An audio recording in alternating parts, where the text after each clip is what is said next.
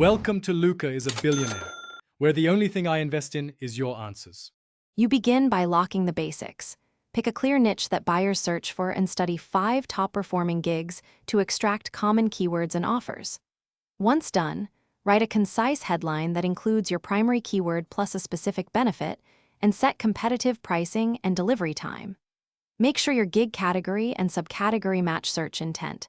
This primes Fiverr's internal search and prevents mismatches that waste impressions. Next, optimize the gig page.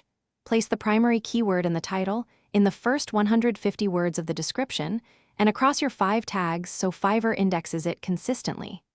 Describe what you deliver, why it matters, and end with a clear call to action.